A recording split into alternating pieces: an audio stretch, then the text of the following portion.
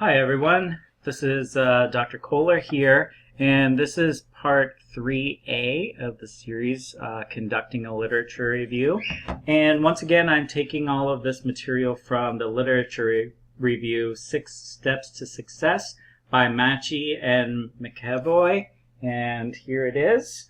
So let's get started today with continuing the literature search and developing the argument. So the purpose of this lecture is threefold. Number one, learn how to find current research to inform your topic. Number two, refine the literature that's available into the useful literature through scanning, skimming, and mapping.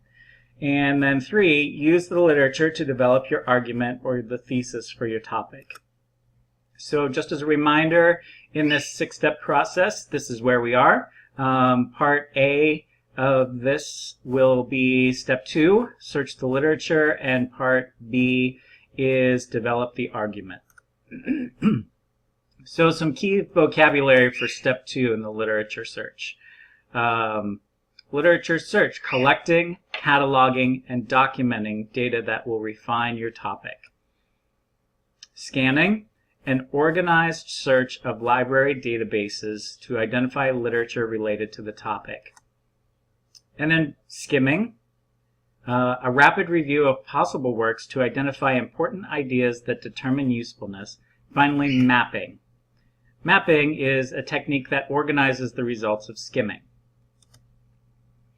So at this point, we've developed a preliminary research topic. I'll review that in just a minute.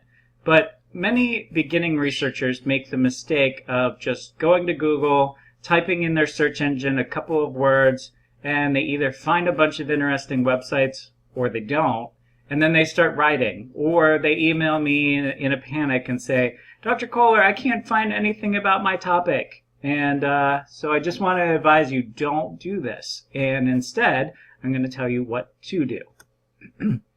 So finding literature related to your topic is usually one of narrowing down a broad range of articles that you have.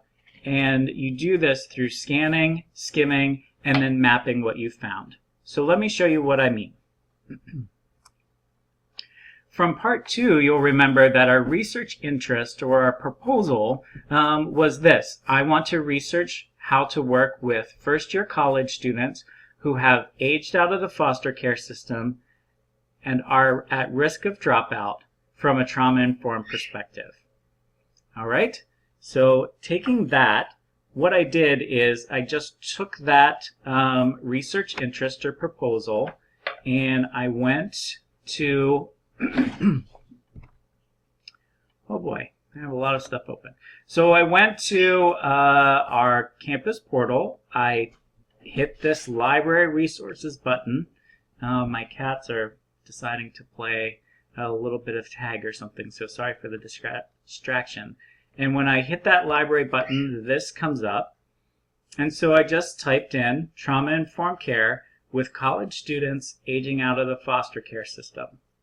And I hit search.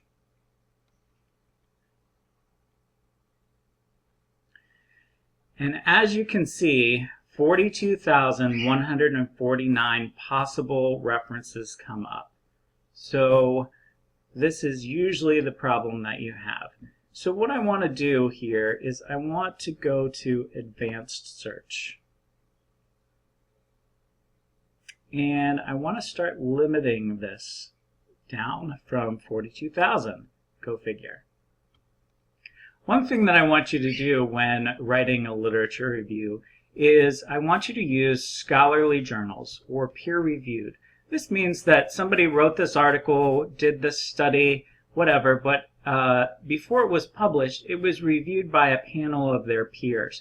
So other people are looking at this and just you're just not able to write whatever you want or whatever you think and then publish it either on your own, or some journals will take things that are perhaps well written or not, but unless a peer reviews your article, it doesn't have that guarantee. So I'd like you to do that, and then I'd also like you to limit generally speaking, we start with the last 5 years. So let's go 2006 to, I don't really care about the month, 2016. Okay, and then let's select all locations, and let's see how this narrows our search down. Okay, 6,000 is still a little much, but you might want to add these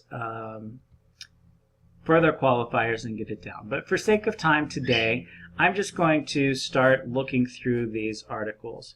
So what I would do is I would select this one, and generally the abstract would come up, and this says, let me look at this.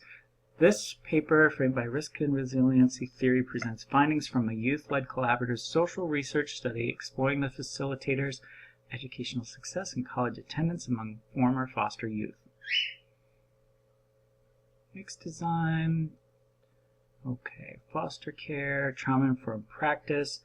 So let's say that I look through this abstract and I think this is probably a good one. So I've skimmed through, I've scanned this, and now let's say I want to map it. So the way that I do mapping is I export things into a RefWorks account. I suggest you set that up. I can show you how to do that if you have questions about that later.